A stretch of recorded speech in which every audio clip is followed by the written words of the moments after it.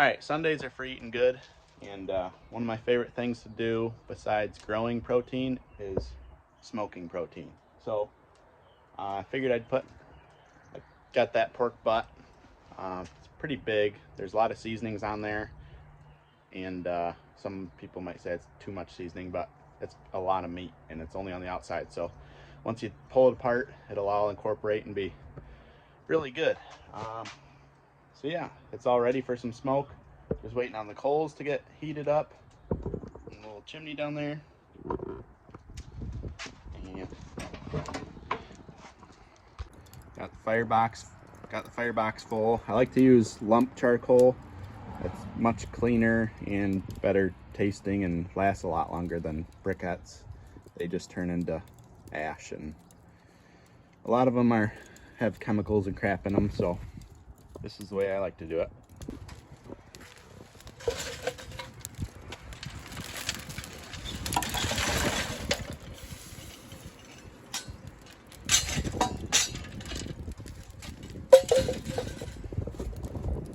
All right, we'll let those coals heat up the rest of them, get those started, and then we'll close it up and get the pork butt on there. All right, smoker's getting up to temp. Smoke's still a touch dirty. You want that, it's almost where it needs to be. You want it really thin, wispy, barely can see it smoke coming out of there. If you have it really chugging out of there, thick white smoke, and you put meat on there, you're guaranteed to ruin it. It's just gonna cover it with soot, and it's just gonna taste really bitter and nasty. And we all know how expensive meat is these days, so try to get your smoker dialed in before you put meat on. What I'm using for smoke is chunks of kiln dried hickory. I really like hickory, but it's really easy to overdo it. If you put too much in, once again, your food's going to be really bitter. But if you get it dialed in just right, it'll have a really nice smoky flavor, and won't be bitter at all. So hickory is kind of a risk if you don't know what you're doing. I'm not a professional, obviously, just got this little rig here, but I have been playing with it for many years, smoking stuff. So this is what works for me. I use all pecan and applewood and all that, but for big pieces of meat that I really want the smoke penetrating, I use hickory.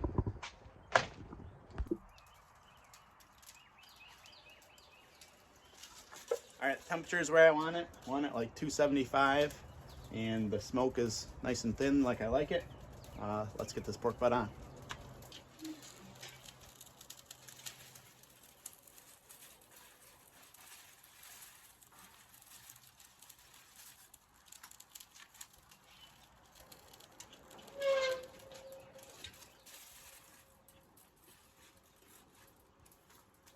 Now it's important when you're smoking something, so this chamber will have like 100-degree difference between this end and this end. So wherever your thermometer is, whatever temperature you want, put your meat where that temperature is, which is right under this thermometer. It's got another spot for another thermometer. I'll probably put one in there. And like if you have a lot of meat on here, you can just rotate it out, keep swapping it around. So it's on there now. We'll come back and check every 2 hours or so. I have it pretty dialed in so that it'll hold 275 for quite a while. So probably every 2 hours we'll check on it. All right, now that my part of supper is taken care of, let's get to doing some fence, and we'll just check on the animals throughout the day. But first thing, I'm gonna get the chickens moved, and then on the fence.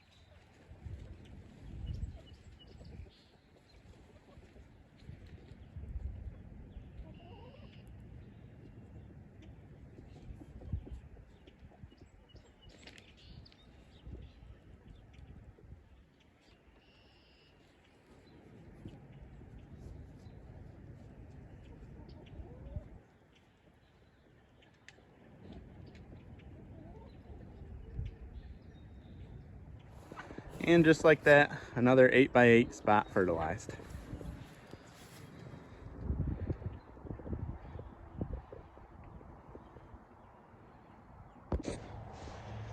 All right, now to fencing. And boy, is fencing expensive. Every time I need to go get something, it's lots and lots of money. So I almost think it'd be cheaper to rent an excavator and just dig a deep trench around your whole property that the animals can't get out of. I don't know. So yesterday I went around, I spent most of my day putting in the cross supports for the spots of the gates, which is what this is, and then corners all around the property. I got most of this down here done, and of course it's starting to rain, but hopefully today I can get up on the hill and get all those done. My plan is to get this paddock fenced in up to that hill there, that done, because this is good grass. It's almost ready to be munched on. Unfortunately, we had really beautiful weather and rain, and the grass took off like crazy, and then it was back down to the low 30s and snow. So it kind of halted grass production for a little bit, but nice weather's still coming. So if I can get this spot fenced off first, I can at least let the animals out. And then this way towards the road is going to be, I'm going to do some high tensile woven wire where it goes towards the road, and then where people would be walking, and that won't be electrified, so people stopping by and taking pictures and stuff don't have to worry about them grabbing a hot fence. But the woven wire is going to be a pain right in the butt. So yeah, so that's going to be probably the last part of the fence that's finished. And yeah, but we'll just keep plugging along. All right, disclaimer. I'm no fence expert. This is the very first real sturdy fence I've ever built, high tensile especially. So maybe I'm doing things wrong, maybe I'm doing things right. Don't really know. Don't have time to become an expert before I do it. I just gotta get it done. So if you do have any helpful comments, leave them in the comments, and I appreciate it. If I'm doing something wrong, it'll be too late once you see it anyway. So carry on.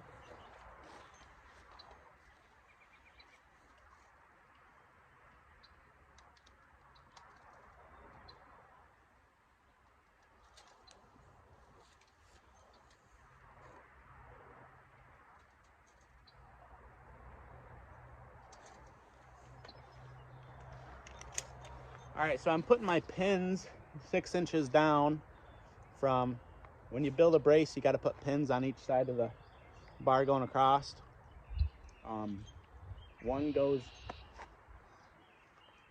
One's a 5-inch pin. I think it's 5 inches. And then the other is, how long are these? I don't even know.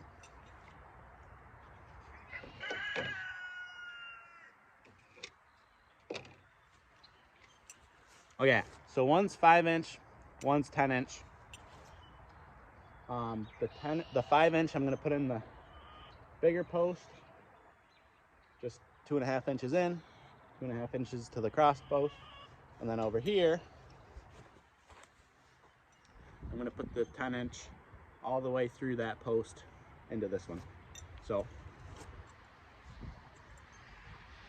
why'd I do 6 inches?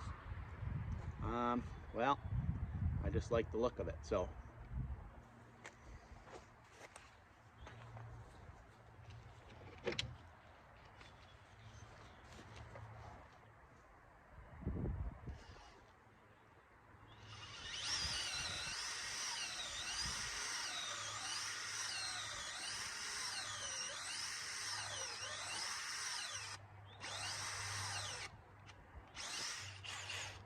Of course, battery's dead.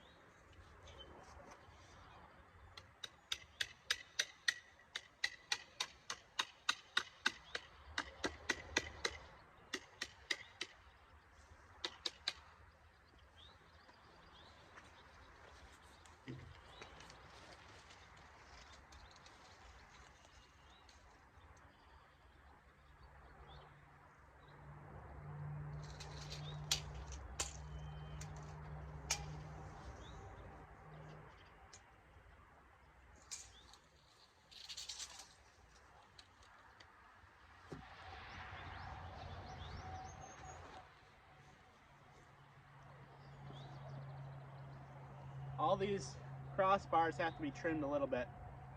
It's better to have them too big than too small.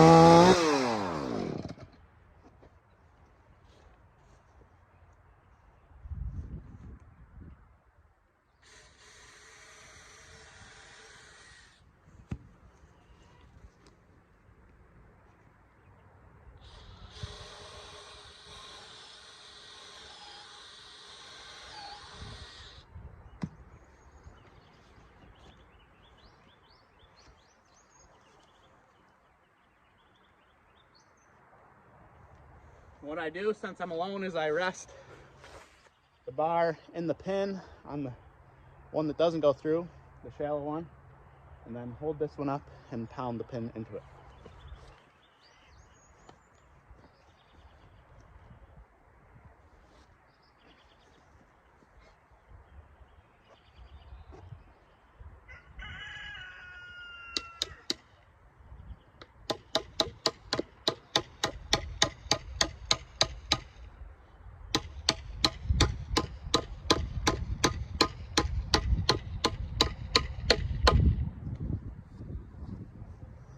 All right, now I got it down pretty good. I was busting these out pretty quick yesterday, corners and everything. Now you put a I guess it's kind of like a cross brace. You take high tensile, go up around this end and down at the base of that end, or vice versa, and then just tighten it real tight, and it holds that nice and strong. So for these, I'm pretty sure this is the right way to do it. Got these little ratchets that you can tighten the high tensile with. You put one end through there, loop it, crimp it, and then the other end, there's a hole. You put the wire in and just ratchet it. Kind of like a ratchet strap. So yeah, let's get that crimped on, and then I'll wrap it around and staple it. You got to staple it each place just to hold it up where it needs to be, and then ratchet it down. I'm doing 3 crimps on each spot because that's what the package said to do. So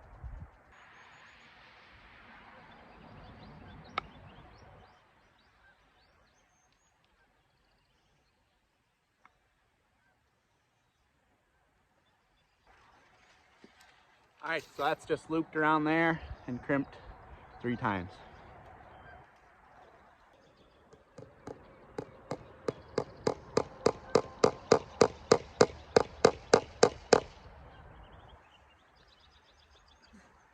Now, a mistake I made yesterday that you don't want to do is I put the staple in all the way so it was tight on the wire, and then when I was ratcheting it tight, it kind of chafed the wire a little bit. So just leave it loose until you get it tight where you want it, and then finish it off.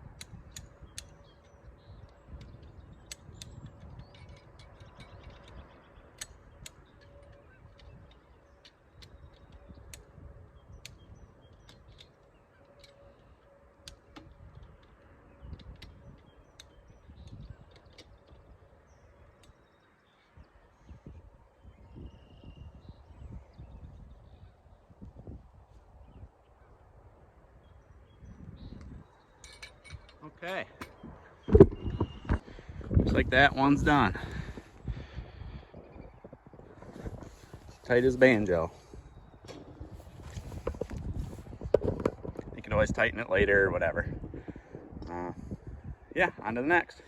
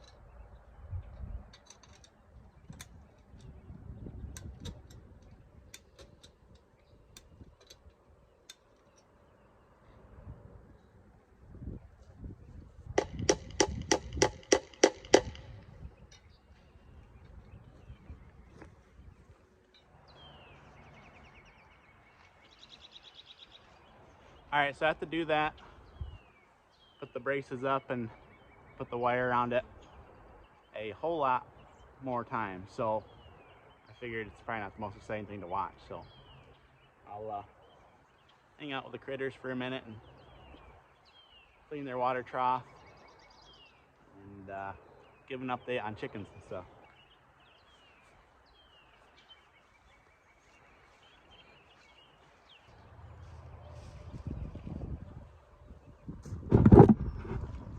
All right, well that's draining. Thought I could tip it over, but I'm not strong enough. Got some hay bales I brought home. Put one up on the hill in hopes that I can get the animals up there before too long and do a little bale grazing up there.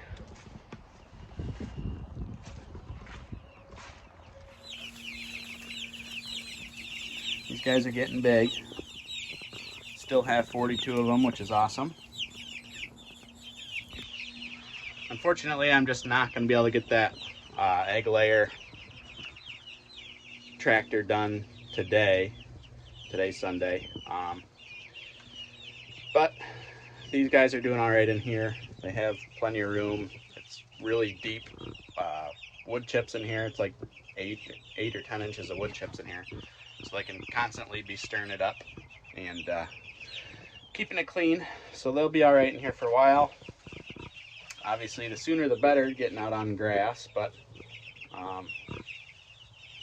definitely next week sometime I'll be getting that chicken coop done, or done enough that they can be, that the egg layers can go up there and the meat birds can go in the small tractor.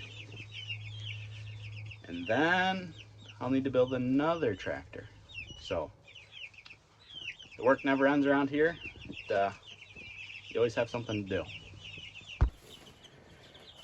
The egg layers are in here, they're doing great.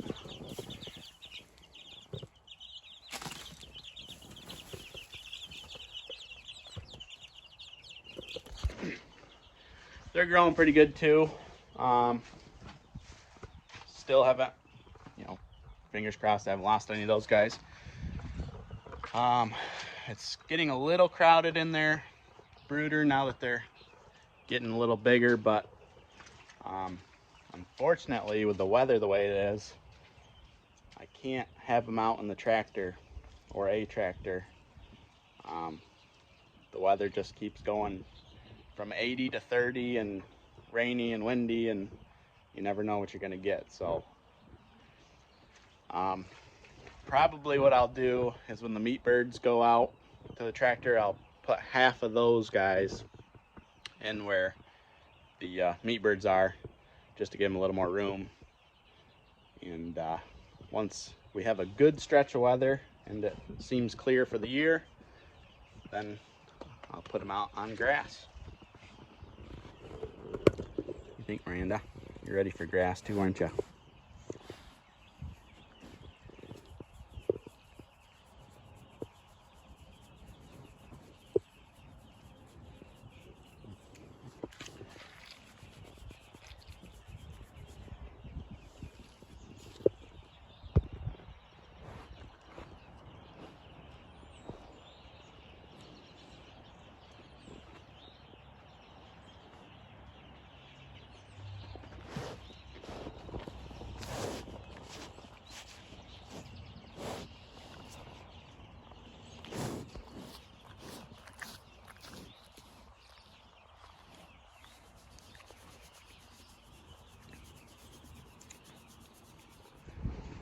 while we're up here, we might as well look at the pork. Still holding good temperature, still smoking.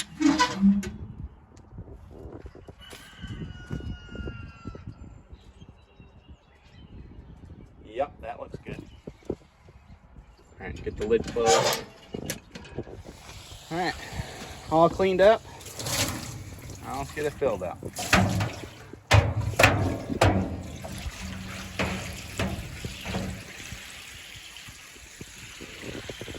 Take a while.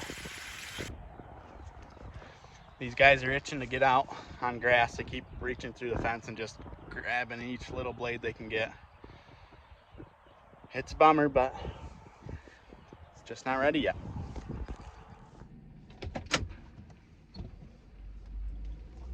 Well, it's raining out.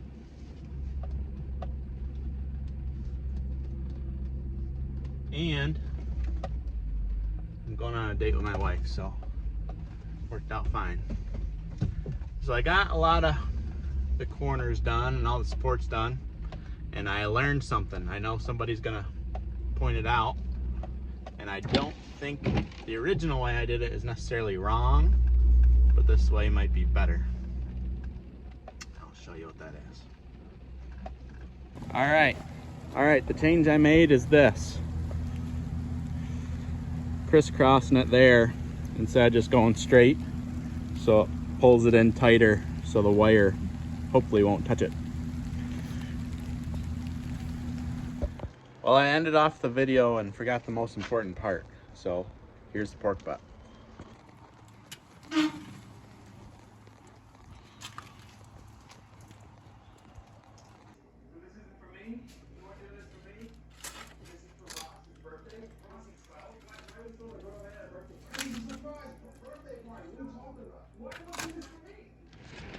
All right, it's really starting to rain now, so that's all I can show you. Gotta get my truck out of here or I'll get stuck. But just so, because I'm sure somebody will see that in the first part of the video and say, oh, you're doing it wrong, which, you know, maybe I was. But luckily it's easy to fix if I don't like it that way. But the crisscross is probably the better way to do it anyway. So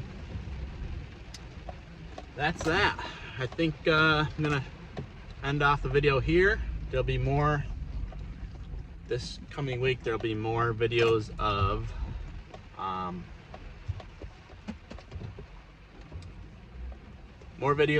the egg layer,